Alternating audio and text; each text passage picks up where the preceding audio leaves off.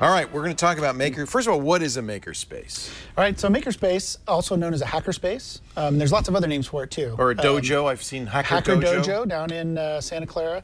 It's basically a place where people come make things, but it's also a great place for people to get together, use tools, sometimes free of charge, sometimes not. Here's our website here for Benicia Makerspace.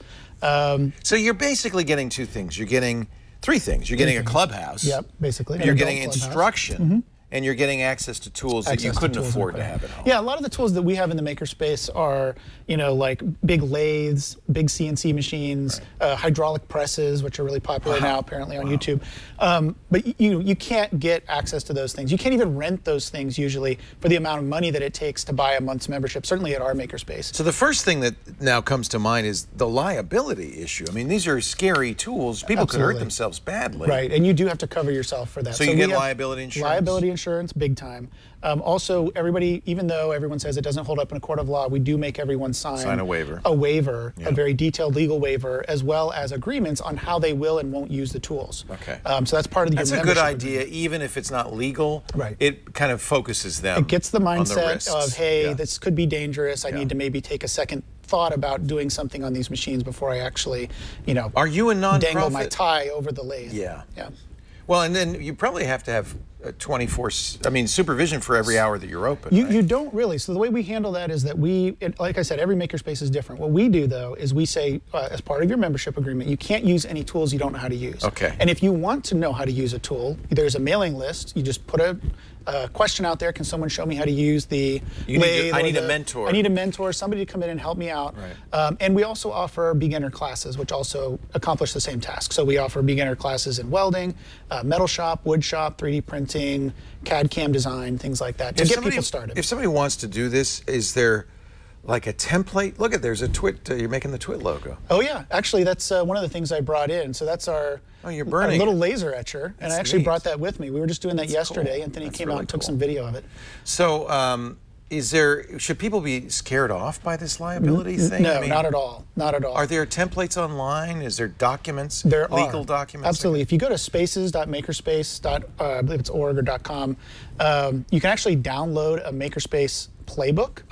And this is what we use. That's not the only thing we use, but we use this to kind of get an idea. If you really have no idea where to start and you don't know anybody that can help you, download the playbook. It's really worth it. They just ask you to sign up with your name and email, and they'll send you a copy. And it got all kinds of instructions in there, from how do I get started, what are the best practices, what are the legal requirements, starting a nonprofit, if you're going to go that route.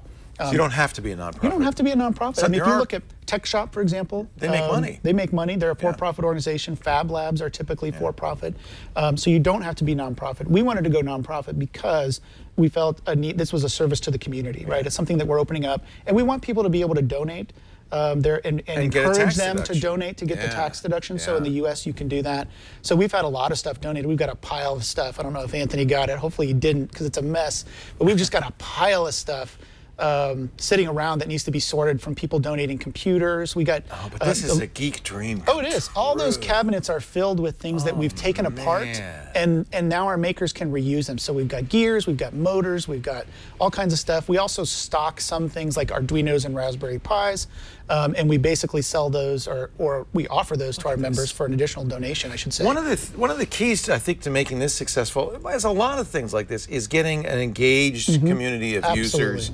People coming every day, people committed to it, to helping out. How do you do that? You can reach out. There's a lot of good ways to reach out. Go to town council meetings, for example, and just say you're interested in doing it. A lot of times that'll get picked up by the local newspaper. Right. We did that on a number of occasions, and it really helped. Do you need city government buy-in?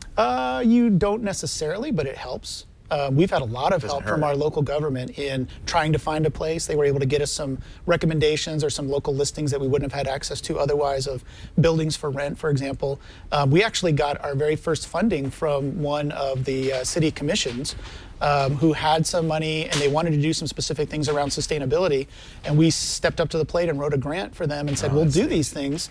Then they really see what an asset They see what the result is. Yeah. Absolutely. Absolutely. Who's on the hook for the rent? I mean, is there You have some sort of legal entity? Absolutely. So one of the first things you want to do is start your own corporation. Okay. So in California, we're incorporated under the state of California. And then that's also the first step in applying for a nonprofit status. Right. So you have to do that if you want to do the nonprofit route anyway. So somebody's going to put some money and energy in up front. Yep, was that right. You? Yeah, it was me, the town. There was a group of about 5 of us that said, look, this is a perfect community. We have a great arts community in Benicia. We have an industrial park. The neighbor, everyone's interested in learning and everything like that. So we said, you know, we really need a makerspace. This is the perfect town. Good choice. Look at that. I think that's so important that you didn't go it on your own. No. You got a group of people who could help you. Absolutely. And you kind of bootstrap this up by adding interests. It snowballs a little bit. It does. And the biggest thing is you can't just sit back and say, well, we'll just wait for people to get interested in it, right? You have to actively sell it. You have to actively go out and just do something. We sat back for probably 6 to 8 months meeting and saying, well, what are we going to do? How are we going to get funding? How are we going to do this? And then finally we said, look, let's go to the community center and just do a workshop. And we did several workshops on electronics. We did workshops on gardening, on how to do hydroponics and things. And we did all those things. And then that built interest in our group as well. And so before we knew it, we had 50 or 60 people on Meetup that were really interested in helping us get started. And now we've got I think we're almost up to 500 people on Meetup. These aren't members necessarily, but they're just people that want to come to our public events and things like that. Some of this gear is so expensive. It makes sense that there are going to be people who would want to use this, who would want to, I'm not going to buy a lathe, but I might want one occasionally.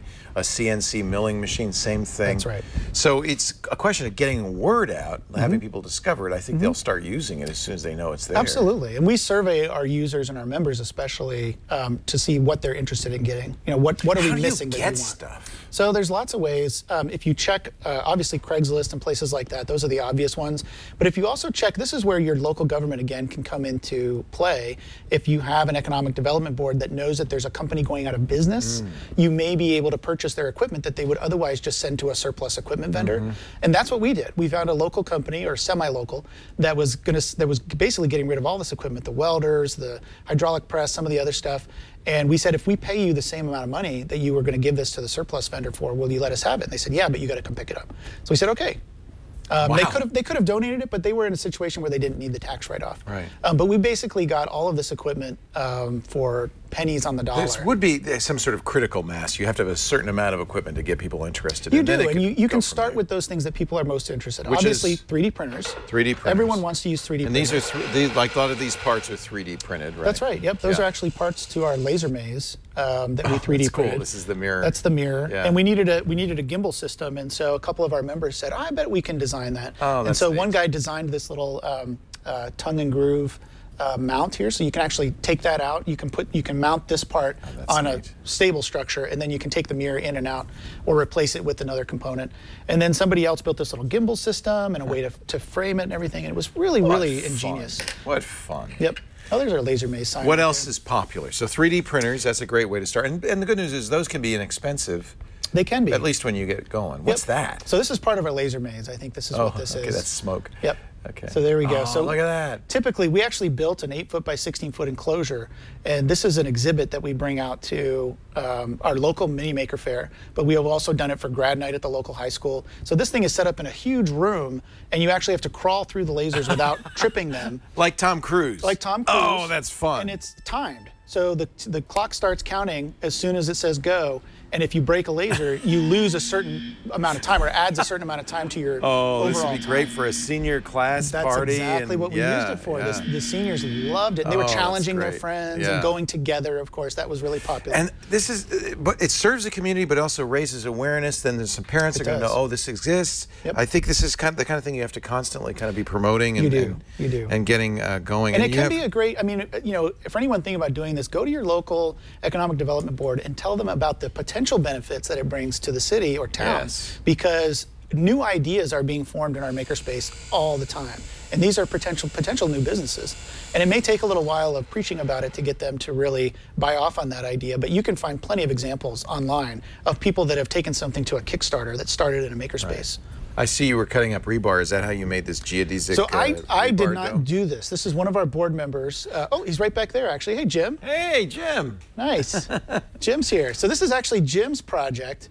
It is a geodesic ball. Are you a welder, Jim? Is that? No, I'm an engineer. He's an engineer, but you like making things, right? Yes. Don't let him fool you. He's a master engineer. And isn't this more fun to have in a space where other people are doing it than in your garage? You want it's kind of fun to do it with other people. I mean, we would have never probably tackled the laser maze project so cool. without having other people to do it. I mean, I couldn't have done this by myself. What is that you just were messing with? Is that so that's a brake. It's called a metal brake, and it's basically a big, heavy bender plate. It's got all those little plates there that you can line up with your metal piece, and as you push that bar forward, it actually bends the metal, and you can do it to pretty accurate precision. So I think I did like a 90-degree bend there. You have a milling machine. This must be fun. People must love this. It's a CNC. Yeah, so we've got CNC. So this was just drilled out. This is just stock aluminum square bar, and so this was drilled out by one of our members, and then they CNC'd the name of the company, Ryco Steel, on top of it, and then they sold it at